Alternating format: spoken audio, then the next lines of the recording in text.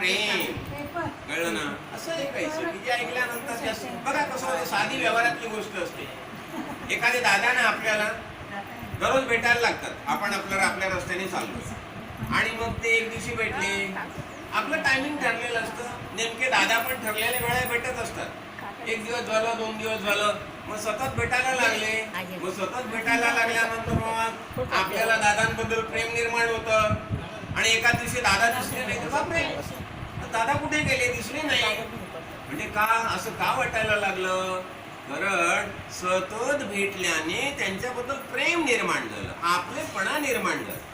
खरं की नाही? मग तसं देवाला आपण दररोज भेटायला सुरुवात केली, मग देवाबद्दल प्रेम निर्माण होतं आणि देव आपला आहे हे आपल्याला कळतं.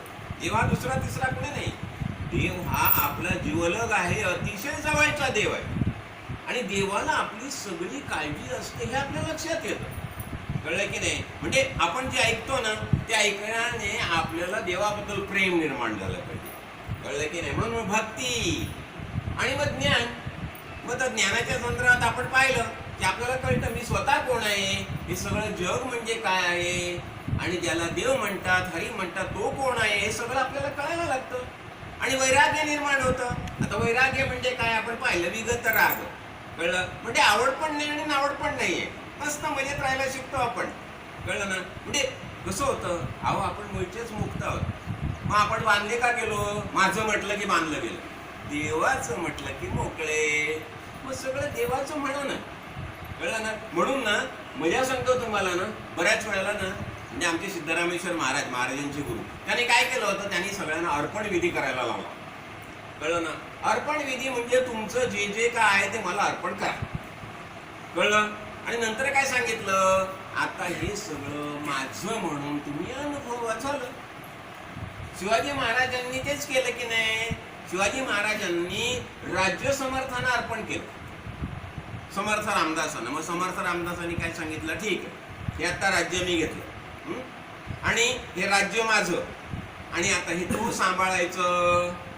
म्हणजे विश्वस्त करून टाकलं शिवाजी महाराजांना. म्हणजे शिवाजी महाराजांचं जे ममत्व होतं राज्यामधलं ते काढून टाकलं.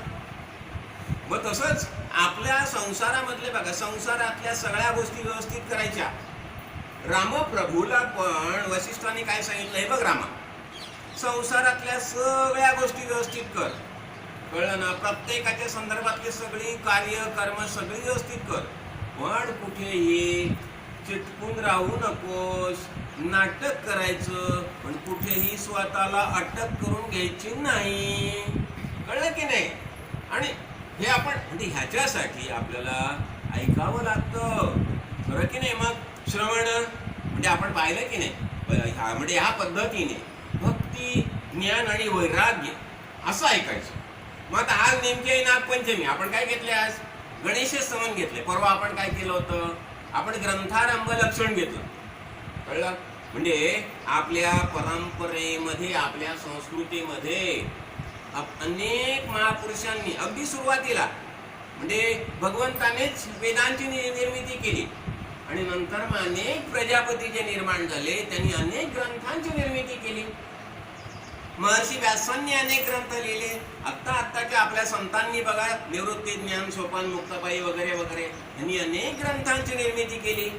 एकनाथ महाराजांनी एकनाथी भागवत लिहिलं बघा. म्हणजे आणि अनेक ग्रंथ हे निर्माण केले. हे कशासाठी? आपल्यासाठी. म्हणजे आपल्याला काय व्हावं, घरी बघा ना, जेव्हा लहान मुलं असतं की नाही, मग त्या हळूहळू वाढावं, त्याची प्रगती चांगली व्हावी. मग आई काय करते, सुरुवातीला दूध वगैरे वगैरे सगळं देते. नंतर मग आणखी काय, कोणी सांगणार कॉम्प्लान द्या, कोणी सांगणार बोनविटा द्या, कोण. अहो मुलं ताकदवान आणि बलवान व्हायला पाहिजे ना. मग मुलांना जे जे काय सांगतील तिकडच्या माहित्या गोळा करून त्या पद्धतीने मुलांना देतात का? अहो मुलांची प्रगती व्हावी म्हणून.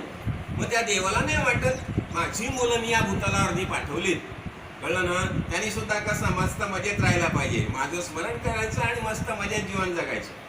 मी जो आनंद अनुभवतोय, कळलं ना, मोक्ष सुख मी अनुभवतोय, आनंद मी अनुभवतोय, तोच आनंद माझ्या मुलांना प्राप्त व्हायला पाहिजे, माझ्या मुलांनी तो आनंद अनुभवायला पाहिजे. आणि म्हणून भगवंताने निर्वाण नावाचं सुख निर्माण केलं. मग आता म्हणून आपण ग्रंथारंभ पाहिलं. समर्थांनी जो ग्रंथ निर्माण केला त्यांनी काय केलं, ग्रंथ लिहिताना म्हणजे नाना ग्रंथांच्या संमती, उपनिषदे, वेदांत, स्मृती आणि मुख्य आत्मप्रचिती, त्यांनी स्वतः अनेक ग्रंथांचा अभ्यास केला आणि अभ्यास करून हा दासबोध ग्रंथ आपल्यासाठी लिहिला, साधा समजायला सोपा म्हणून, बरं की नाही. मग आणि आता आपण जे गणेश स्तवन पाहतोय, आपण कसं करतो बघा. आपण जेव्हा प्रार्थनेला सुरुवात करतो, पहिलं काय म्हणतो, श्री गणेशाय नमः. पहिलं नमन कोणाला केलं, गणेशाला. मग हा गणेश कुठे आहे, कोण आहे. आता गणेश म्हटल्यानंतर गण, कळलं की नाही. गण म्हणजे जसं शिवशंकराचे गण आहेत, कळलं ना. गण म्हणजे गट असतो, मोठा गट आहे.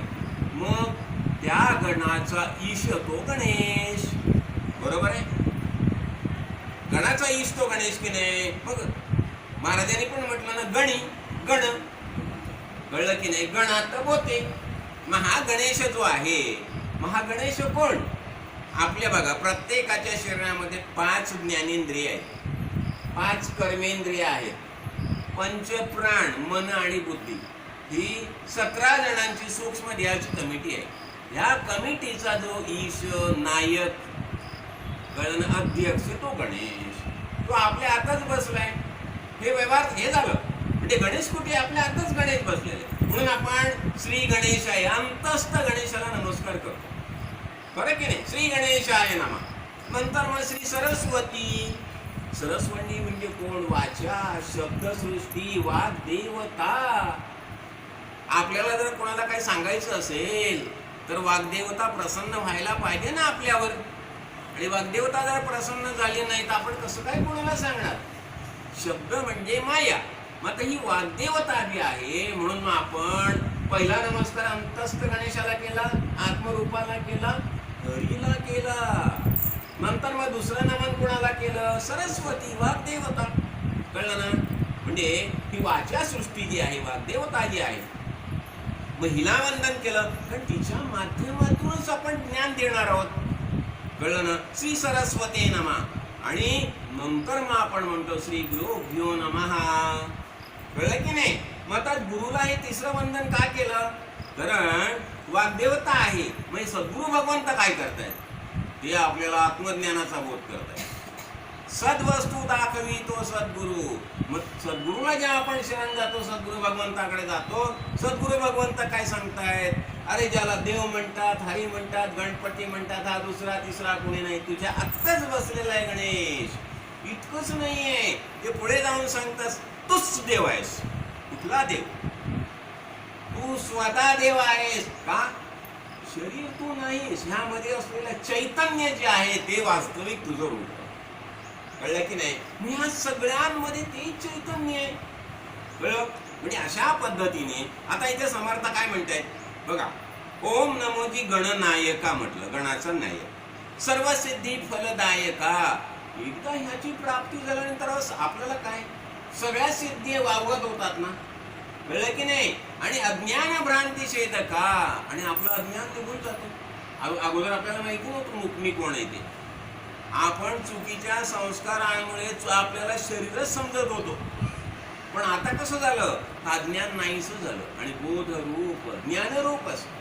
आता समर्थ म्हणतायत, माझी अंतरी भरावे, सर्व काळ वास्तव्य करावे, मज वाक्शून्याशी वदवावे, कृपा कटाक्षे करुणी. मग प्रश्न असा निर्माण होतो, समर्थ रामदास म्हणतात माझे अंतरी भरावे. मग आता हा भरलेला नाही का, मूळचाच भरलेला आहे. मग तरी सुद्धा ते का म्हणतात भरावे म्हणून, आपण विसरलोय. आपण त्याला विसरलोय, तो आपल्या आतच बसलेला आहे, पण आपण विसरलोय. आणि विसरलोय म्हणून ती आठवण करून देत आहे, ते बाबा आमच्या अंतरामध्ये तू भरून राहा, कळलं की नाही. मग अशा पद्धतीने हा हरी कुठे आहे, हरी दिसे जनी वनी आत्मतत्वी, सगळ्या ठिकाणी हरीच बसलेला आहे. आता बघा ना, आणि आपली परंपरा पण बघा किती सुंदर आहे, किती भव्य आहे, भव्य दिव्य अशी आपली परंपरा आहे. आणि आपल्या परंपरेमध्ये ना कृतज्ञता भावाला विशेष महत्व दिलं जातं. आपण गुरुपौर्णिमेला काय करतो? सद्गुरु भगवंताला जाऊन वंदन करतो. सद्गुरु भगवंता, तू आम्हाला आत्मज्ञान दिलंस, कळलं की नाही? मला दाखवून दिलं देव तूच आहेस म्हणून. म्हणून आपण सद्गुरु भगवंताला कृतज्ञता भावाने वंदन करतो. आपण म्हणतो मातृदेवो भव, पितृदेवो भव, आचार्य देवो भव, कळलं की नाही? आणि त्यानंतर मग कसं होतं? मातृऋण असतात, पितृऋण असतात, ऋषी ऋण असतात, देवऋण असतात. हे सगळ्यांच्या ऋणातून आपल्याला मुक्त व्हायचं असतं. मातृऋण पितृऋण म्हणजे माता पिता यांची सेवा करणं. आणि ऋषी ऋण म्हणजे काय? ऋषींनी आपल्याला ज्ञान दिलं, हेच ज्ञान जास्तीत जास्त लोकांना देणं म्हणजे ऋषी ऋण. त्यांच्या ऋणातून आपण मुक्त व्हायला पाहिजे की नाही? मग देवऋण, अहो बघा ना, देवानी म्हणजे पाऊस बिऊस सगळं व्यवस्थित पाडतो की नाही? म्हणून मग आपण प्रत्येक वेळेला देवाची वंदना करतो की नाही? देवाला वंदन करतो. सकाळी उठल्यानंतर आपण देवाला वंदन करतो, कळलं की नाही? म्हणजे अशा पद्धतीने आपल्या परंपरेमध्ये कृतज्ञता भावाला विशेष महत्व दिलेलं आहे. आज आहे नागपंचमी. म्हणजे नागपंचमी म्हटल्यानंतर अहो त्या नागाला सुद्धा कृतज्ञता भावाने आपण वंदन करतो का? आपला भारत देश कसा आहे? शेतीप्रधान आहे. आणि शेतीप्रधान असल्यामुळे जर तुम्ही पाहिलात ना, शेतांमध्ये बऱ्याच वेळेला अनेक खेकडे आणि उंदीर असतात, कळलं ना? खेकडे आणि उंदीर. आणि खेकडे आणि उंदीर म्हणजे आपल्या सगळ्या प्रकारचे अन्नाचे दुश्मन. आणि या खेकडे आणि उंदरांचा संवार कोण करतो? सर्पराज. म्हणून आपण नागाला वंदन करतो. म्हणून नागाला शेतकऱ्यांचा मित्र मानला जातो, कळलं की नाही? मग आता कसं होतं बघा, म्हणजे आज आता नागपंचमी आहे म्हणून थोडंसं आपण हे नाहीच्या संदर्भात समजून घेऊ. कसं झालं? कद्रू आणि विनता हे काश्यपाच्या 2 पत्नी आहेत, कळलं? आणि कद्रूची मुलं म्हणजे सगळे साप, अनंत साप निर्माण झालेले आहेत, कळलं ना? कद्रूच्या उदरी. आणि मग विनतेने आपलं काही नाही, विनते म्हणाले काही नाही, मला 2च मुलं पुरे, कळलं ना? आणि मग ते गरुड आणि अरुण हे झाले, जन्माला आले विनतीच्या पोटी, बरोबर ना? आता मग काय झालं? एक दिवशी आकाशामधून उच्च श्रवा घोडा जात होता. आणि मग त्या दोघी या बहिणीच्या आहेत, सावा पण आहेत. आणि मग एक म्हणते की काय त्या घोड्याचा रंग कुठला आहे? तर कद्रू म्हणाली त्याची रंग पांढरा आहे पण त्याची शेप काळी आहे, कळलं ना? विनता म्हणते नाही, तो संपूर्ण पांढराच आहे. मग त्यावेळेला कद्रूने सांगितलं तिच्या मुलांना की तुम्ही असं करायचं, तुम्ही त्या उच्च श्रवाची शेप आहे ना ती काळी करून टाकायची, कळलं ना? सापानं सांगितलं.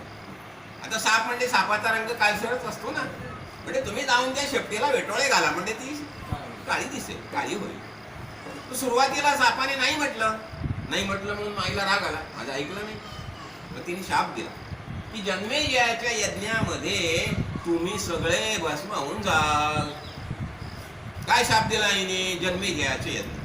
बर, आता आपल्याला माहिती आहे परीक्षित म्हणजे जेव्हा परीक्षित जेव्हा शिकारीला गेला होता, आणि शिकारीला गेला होता आणि एक ऋषी होते, आणि त्या ऋषी ते ध्यानाला बसलेले होते. आणि परीक्षिताने काहीतरी पाणी मागितलं त्यांच्याकडे, पण ध्यानात होते त्यामुळे त्यांच्या लक्षात आलं नाही. मग परीक्षिताने काय केलं? एक साप, मेलेला साप होतं, त्यांच्या गळ्यात टाकून दिलं, कळलं ना? आणि परीक्षित निघून गेले. आणि तेवढ्यात त्या ऋषींचा मुलगा आला. त्या मुलाने पाहिलं बाबांच्या गळ्यामध्ये साप, त्यांनी लगेच शाप दिला. हे कृत्य ज्याने केलं त्याचा 8 दिवसाच्या तक्षक म्हणजे साप चावून मृत्यू येईल. बापरे. आणि नंतर मग ऋषी जागे झाले, अरे बापरे तू काय केलंस हे, कळलं ना? म्हणजे खरं म्हणजे आपण ऋषी मुनींनी कसं असायला पाहिजे? आपण क्षमाशील असायला पाहिजे, कळलं ना? पण मुलं तरुण असतात ना, त्यांचं ते झालं, म्हणजे बाबाच्या काय साप टाकतो म्हणजे काय. आणि मग लगेच आणि तक्षका आपल्या ह्याच्याकडे परीक्षिताला निरोप पाठवला की बाबा असं असं आहे आणि तुला असा शाप दिलेला आहे, त्यामुळे 8 दिवसामध्ये तुझा मृत्यू होणार आहे. मग आता परीक्षिताला कळलं. मग काय केलं परीक्षिताने? लगेच त्याने शुकमुनीला बोलावलं आणि भागवताचं पारायण सुरू केलं, कळलं ना?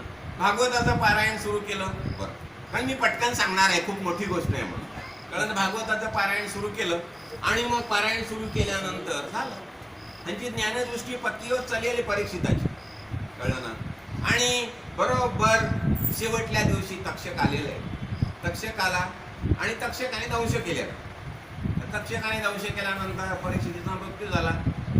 झाल्यानंतर मग परीक्षितचा मुलगा जन्मेजय.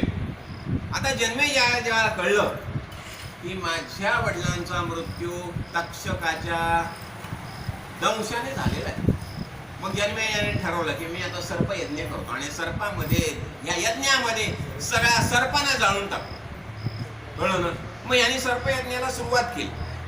सर्पयज्ञाला सुरुवात केली, बरेचसे ऋषी वगैरे वगैरे, आणि अनेक सर्प पडतायत त्यामध्ये. आवती पडतीये यज्ञामध्ये, पडतायत मोठे मोठे विशाल काही सर्प पडतायत. आणि ह्याचं कारण काय? आईने दिलेला शाप. बरं, आता हे तक्षक हा शाप दिलेला, नंतर नेमकं काय झालं त्यावेळेला? या वासुकीला कळलं की आपल्याच ह्यानी असा असा शाप दिलेला आहे. मग वासुकी जेव्हा समुद्र मंथन झालं, समुद्र मंथनामध्ये वासुकीने मोठं काम केलंय ना, ऋषी झालेला आहे ना, म्हणून मग वासुकी सगळ्या देवांबरोबर ब्रह्मदेवाकडे गेला. देवांना घेऊन देवाने नेलं वासुकीला. मग वासुकीने सांगितलं ब्रह्मदेवाला की पितामह असं असं झालेलं आहे, आमच्याच आईने आम्हाला शाप दिलेला आहे, ह्याच्यावर काहीतरी उपाय सांगा तुम्ही. कळलं ना? मग ब्रह्मदेवाने सांगितलं की ह्याचीच बहीण होती जरत्कारु. मग जरत्कारु, मग त्यांनी काय सांगितलं ब्रह्मदेवाने की या जरत्कारूचं लग्न तू जरत्कारु नावाच्याच ब्राह्मणाबरोबर लावून दे. कळलं ना? आणि तिच्यापासून जो मुलगा होईल तो मुलगा तुमचं या यातून रक्षण करेल. मग आता वासुकी शोधतच होता कुठे जरत्कारु सापडतायत, जरत्कारु सापडतात बहिणीसाठी, आणि योगायोगाने जरत्कारु ऋषी सापडलेले आहेत. मग त्यांच्याशी लग्न झालं या जरत्कारूचं. बायकोचं पण नाव जरत्कारु आणि नवरा पण जरत्कारु. आणि त्यांना मुलगा जो झाला तो आस्तिक. कळलं ना? आस्तिक ऋषी. आता यज्ञ ह्यांचं चाललेलं आहे. मग आस्तिकाला सांगितलं आईने की बेटा असं असं झालेलं आहे, तर तुझे सगळे जे मामा आहेत त्यांच्यावर फार मोठं संकट आहे आणि त्यांना या संकटातून सोडण्याचं कार्य तुला करायचं आहे. आस्तिक पण फार मोठा विद्वान होता. ते म्हणाला की आई तू बिलकुल काळजी करू नकोस. त्यावेळेला तिथे नेमका वासुकी पण आलेला आहे. त्यांनी सांगितलं मामा तुम्ही बिलकुल घाबरू नका, तुमचं सगळ्यांचं रक्षण मी करेन. कळलं ना? आणि आता यज्ञात चाललंय, बरेच जण पडतायत यज्ञामध्ये. आणि नेमकं काय झालं, अजून तक्षक पडलेला नाही, तर सगळ्यांचं लक्ष तक्षकाकडे आहे. पण तक्षकाने दंश केलेला होता परीक्षितीला. आणि तक्षक नेमका इंद्राचा मित्र असल्यामुळे इंद्राच्या आश्रयाला गेलेला होता आणि तो इंद्राबरोबर होता. मग त्यांनी पाहिलं अरे, आणि त्याच वेळेला अस्तिक किती यज्ञात आलेला आहे आणि यज्ञाच्या ठिकाणी आला आणि त्यांनी मग यज्ञाचं वर्णन करायला सुरुवात केली. खूप मोठी वर्णन आहेत ती.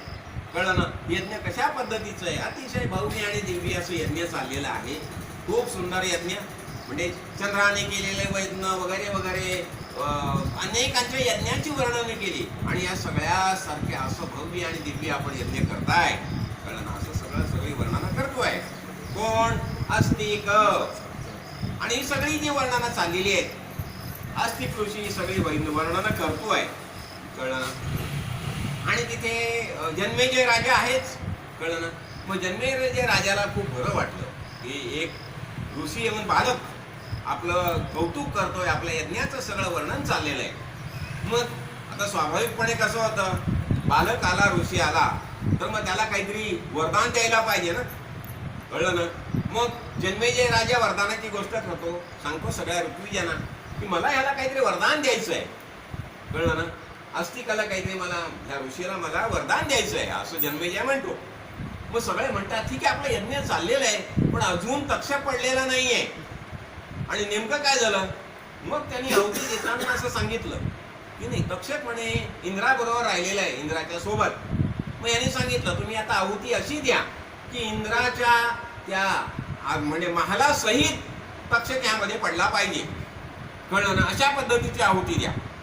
आणि मग इंद्र पण घाबरला. कळलं ना? आणि खरं म्हणजे इंद्राने त्याच्या स्वतःच्या शेल्यामध्ये याला तक्षकाला धरलेला होता, आश्रय दिलेला होता. कळलं? इंद्र पण पळाला.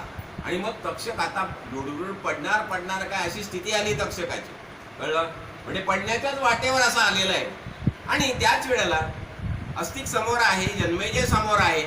आणि मग जन्मेजय सांगतो ह्या मुलाला, तरुणाला, की ठीक आहे की आपण वरदान मागा म्हणून, कळलं ना. आणि वरदान मागा म्हटल्यानंतर अस्तिक काय सांगतो, एकदम प्रसन्न होऊन तुम्ही हा सर्प यज्ञ आत्ताच्या आता बंद करा. कळलं ना. तक्षक खाली पडण्याच्याच बेतात असतो आणि नंतर मग अस्तिक असा हात करून तक्षकाला वरच्यावर थांबवतो. कळलं ना. म्हणजे तक्षकाने जे आईला वचन दिलं, जे मामाला वचन दिलं, त्या वचनाप्रमाणे तो वागला. म्हणजे पूर्वी कसं होत होतं बघा, आपण दिलेला शब्द किती महत्वाचा आहे, किती मोलाचा आहे असं मानलं जात होतं. कळलं ना. ही आपली परंपरा.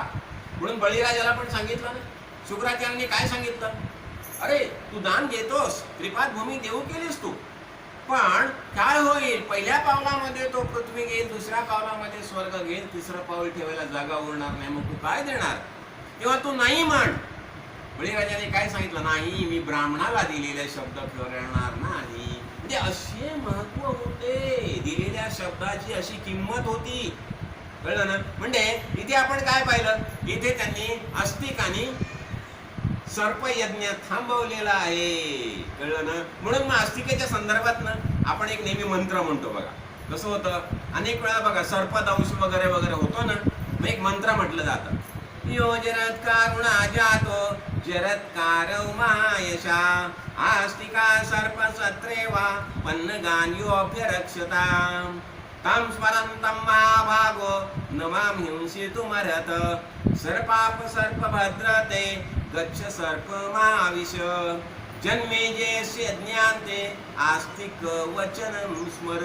बघा, सर्पाच्या संदर्भामध्ये सर्पदंश होऊ नये, आपल्या वास्तुविस्तूमध्ये सर्प येऊ नये म्हणून हा मंत्र म्हटला जातो. यो जरत्कारुणो जाता जरत्कारो महायशा.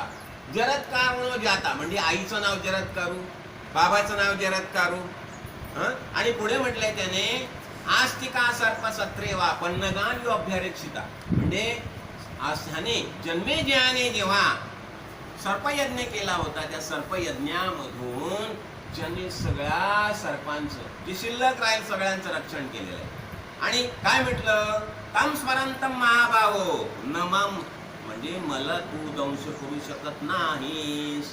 तू जन्मेजयाच्या यज्ञाला आस्तिकाला दिलेल्या वचनाचं स्मरण कर.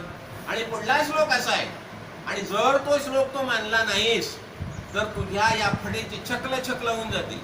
हा पुढला श्लोक आहे, महाभारतातच आहे.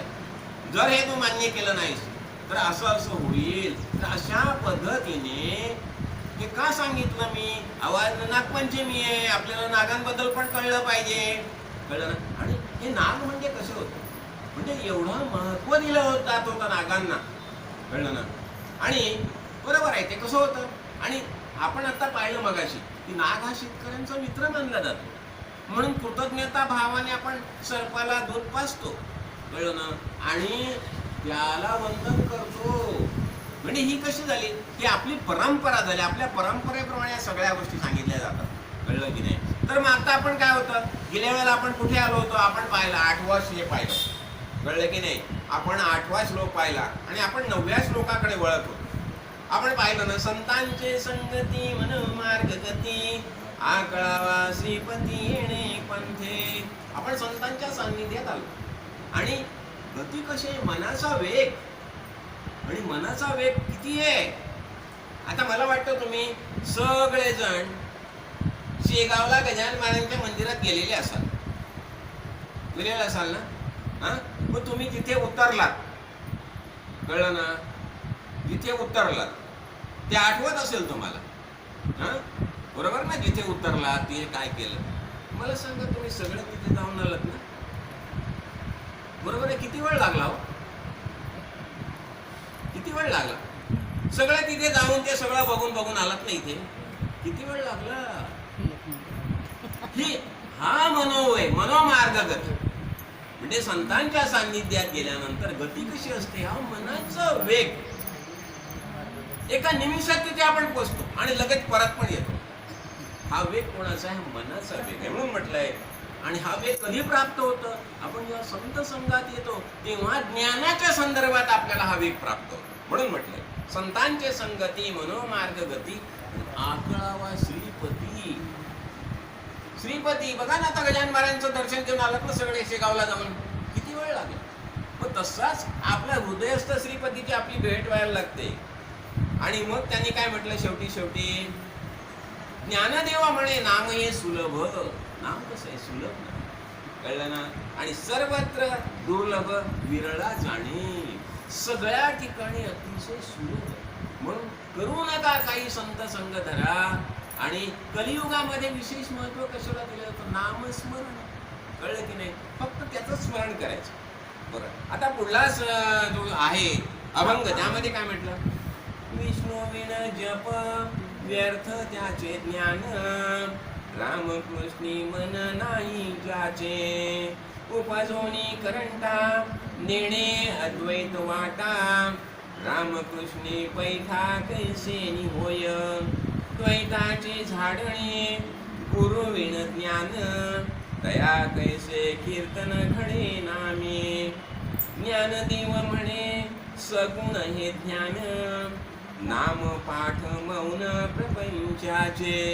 बघा कित्येक वेळा प्रश्न असा विचारला जातो, अहो म्हणजे देवाचं सगुण आहे की निर्गुण आहे? देवाला सगुण म्हणायचं की निर्गुण म्हणायचं? हा प्रश्न निर्माण होतो. कळलं की नाही? मग महत्व कशाला द्यायचं? सगुणाला द्यायचं की निर्गुणाला द्यायचं? बरोबर ना. मग आता मला सांगा, आपण सगळ्यांनी देह धारण केले, त्या मायेमध्ये वावरतो. माया कशी आहे? माया सगुण आहे ना. माया सगुण आहे. आपल्या सगळ्यांची शरीर सगुण आहे, गुणासहित. मग जोपर्यंत आपण या सगुणामध्ये वावरतोय तोपर्यंत सगुणाचा आनंद का अनुभवायचा नाही हो? सांगा. हा निर्गुण निराकार आहे, असू द्या, काय आपलं म्हणणं नाही त्याच्या संदर्भात. पण सगुण देह तर धारण केलेला आपण. मग सगुण देहाच्या माध्यमातून आपण सगुणाची पूजा सुरू करतो. कळलं की नाही? सगुणाची मूर्तीची पूजा करतो. आता मूर्तीची पूजा करताना जेव्हा समजा आता रामप्रभूला आपण समोर बघितलं, की प्रभूला बघितलं, की कृष्ण भगवंताला बघितलं, लगेच त्याचे सगळे गुण आपल्या नजरेसमोर येतात. रामप्रभू कसा होता? एक पत्नी, एक बाणी, कळलं ना, एक वचनी. बघा ना, बाबाला वचन दिलं. आता मला आठवण झाली, आता जेव्हा वालीला मारलं, नंतर वालीचं दहन अगदी पूर्ण इतमानाने करायला सांगितलं कुणी? रामप्रभूने. कळलं ना. आणि सगळ्या प्रकारची सगळी व्यवस्था केलेली आहे, सगळे आलेले आहेत सगळे, कळलं ना. आणि ती मोठी पालखी वगैरे तयार केलेली आहे. त्या पालखीमधून वालीचा देह दहनासाठी नेलेला आहे, कळलं ना. आणि तिथे सगळं वालीच्या सगळ्या क्रिया झालेल्या आहेत, कळलं. आणि त्यानंतर कसं झालं? आता राज्य सुग्रीव राजा झाला ना आता वालीच्या दहनानंतर. मग सुग्रीव राजा झाला, मग आता सुग्रीवाचा राज्याभिषेक करायचा आहे. मग सगळ्यांनी सांगितलं की प्रभू आपण पण यावं. रामाने सांगितलं नाही, मी येणार नाही. तुम्ही सुग्रीवाला नाही आणि राज्याभिषेक करा त्याचं. मी काय येणार नाही? कारण मी माझ्या वडिलांना वचन दिलेलं आहे, कळलं ना. मी वनात राहीन 14 वर्ष वनवास.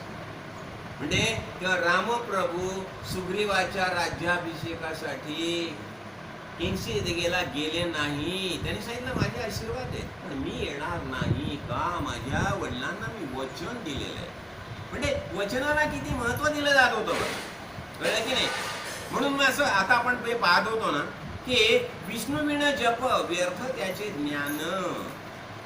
आता हा विष्णू जो आहे, आपण काय पाहिलं? ब्रह्मा, विष्णू आणि महेश. वास्तविक विष्णू म्हणजे जाणीव. आपल्या प्रत्येकामध्ये जाणीव आहे ना, ती जाणीव रूप विष्णू आपल्या सगळ्यांचं प्रतिपालन करतो, कळलं की नाही? आता नेमकी नागपंचमी आहे म्हणून तुम्ही गोष्ट सांगतो मुद्दाम. कसं होतं बघा, आपल्या अंगावर सर्प धावून आला, कळलं की नाही? आपण पाहिलं, बापरे आला आणि फुटकार करतोय. आपण काय करतो? आपल्या हातात काही नाही, आपण पळतो, बरोबर आहे ना? म्हणजे आपण पळाल्यामुळे सर्प आपल्याला दंश करत नाही का? आपण पळून गेलो. आता लक्षात घ्या, समजा आपल्या हातात काठी आहे, आणि काठी घेऊन आपण सर्पाच्या मागे लागलो, तो सर्प पडेल का? तो म्हणतो बापरे त्याच्या हातात काठी आहे, म्हणजे मला धोका आहे, म्हणजे मी पळायला पाहिजे. हातात काठी पाहिल्यानंतर सर्प पळाला, बरोबर आहे ना? मग आता जेव्हा सर्प आपल्या मागे आला तेव्हा आपण पळालो, ही क्रिया कोणी केली? आपल्यामध्ये जाणीव रूप विष्णू आहे, त्याने सांगितलं पळ बाबा. सर्पाने जेव्हा काठी पाहिली तेव्हा सर्पामध्ये जाणीव रूप विष्णू आहे, त्याने सांगितलं पळ बाबा.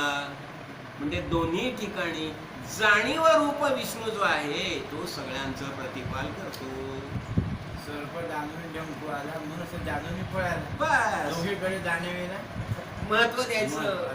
दिले ना. हो, दोन्हीकडे काय जाणीव पाहिजे, आणि हा जाणीव रूप विष्णू आहे. म्हणून म्हटलंय विष्णू विण जप व्यर्थ त्याचे ज्ञान, ही जाणीव आहे, आपण हे पाहायला पाहिजे. कळलं? आणि पुढे रामकृष्णी मन नाही ज्याचे, आता उपजवणी करंटा नेणे अद्वैत वाटा, रामकृष्णी पैठा कैसेनी होय. आता करंटा का म्हटलं त्यांनी? लक्षात घ्या, करंटा म्हणण्याचं एकच कारण परवा सुद्धा आपण पाहिलं. कळलं ना?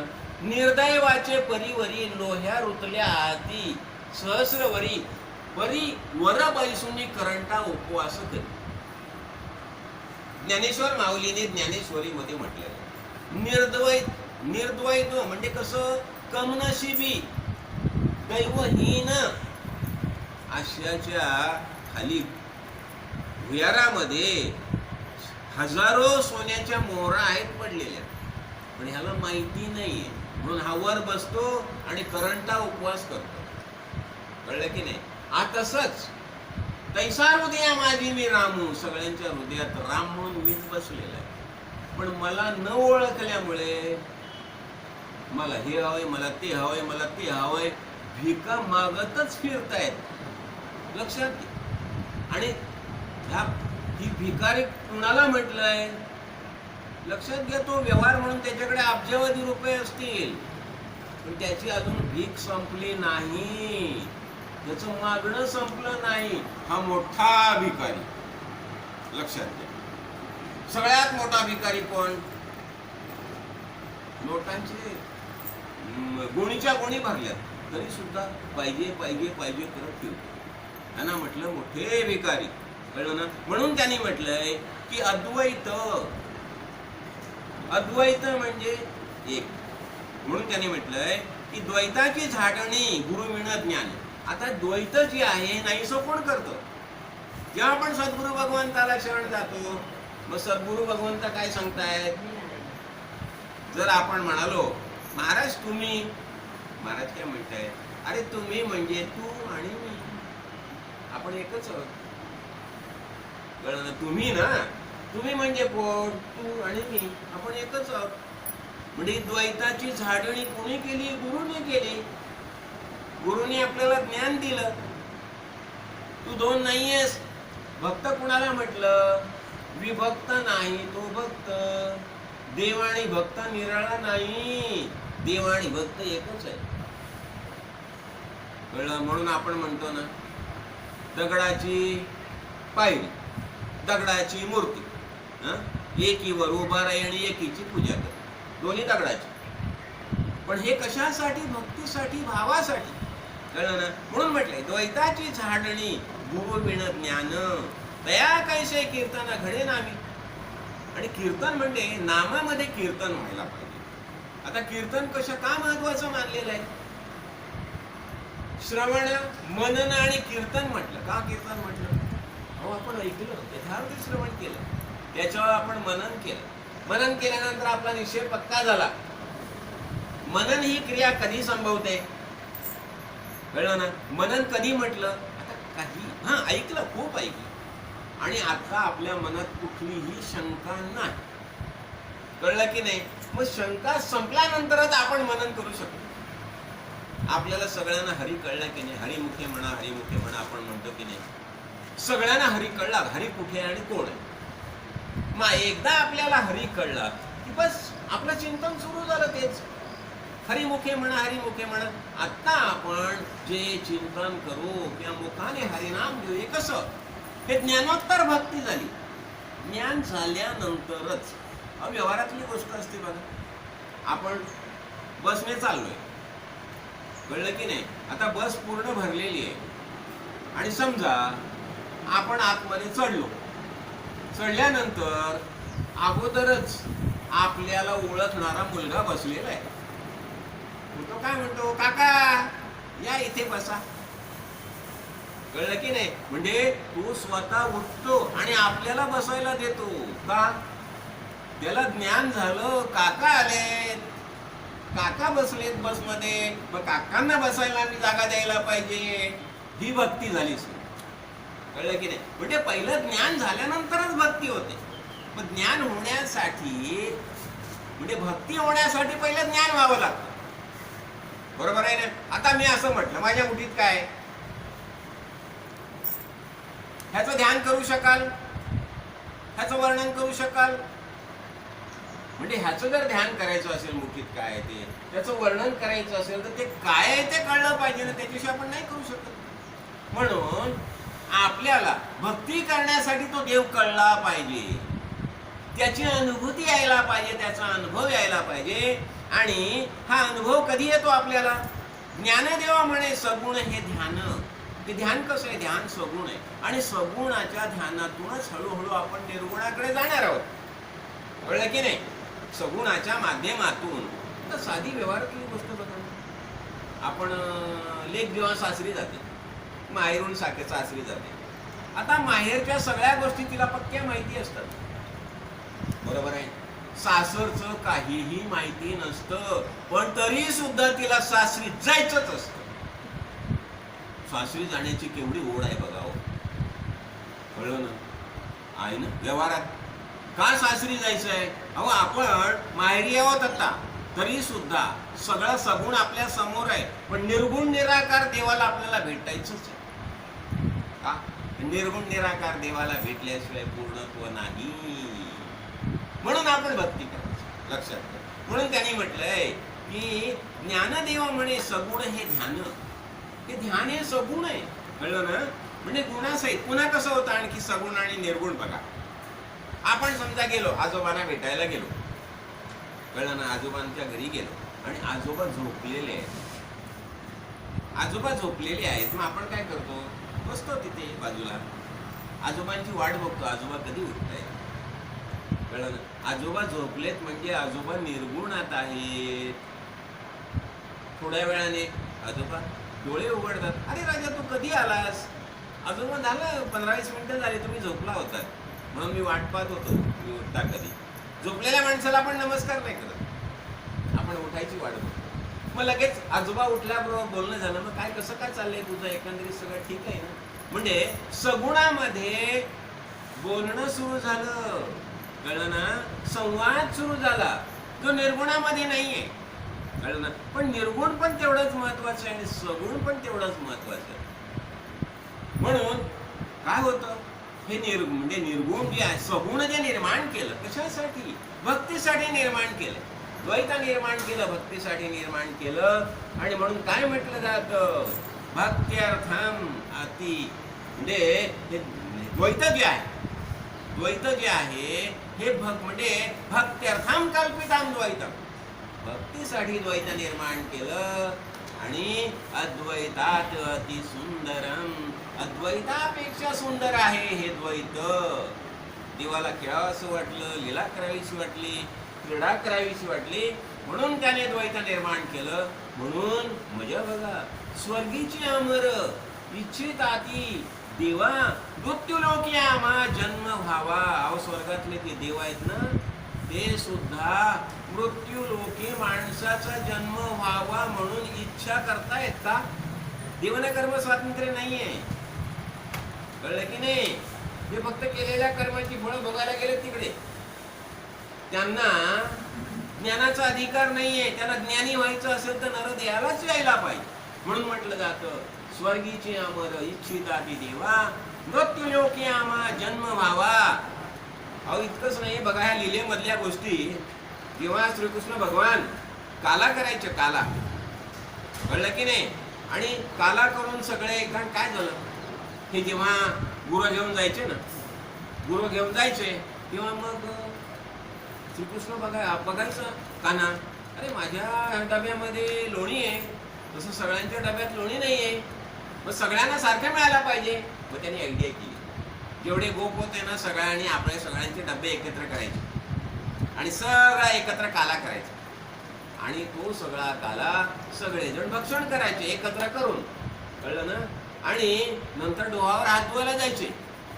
मग अहो ते देव कालियाच्या मिशे देव जळी झाले मासे.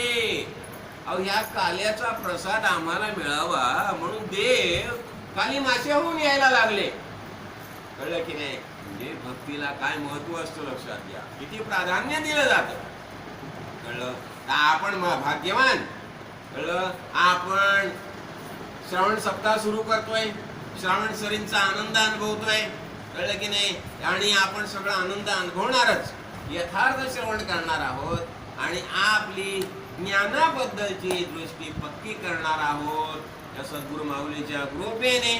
इथं बघा आपलं 9वा अभंग झाला ना की आपण एक भजन म्हणतो, रामकृष्ण हरी जय जय रामकृष्ण हरी, रामकृष्ण हरी जय जय रामकृष्ण हरी, जय जय रामकृष्ण हरी, जय जय रामकृष्ण हरी, रामकृष्ण हरी जय जय रामकृष्ण हरी, जय जय रामकृष्ण हरी. राजाधिराज सद्गुरु सिद्ध रामेश्वर महाराज की जय. राजाधिराज सद्गुरु श्री गुरुसाहेब महाराज की जय. राजाधिराज सद्गुरु श्री काळसिद्धेश्वर महाराज की जय. राजाधिराज सद्गुरु श्री गजानन महाराज की जय.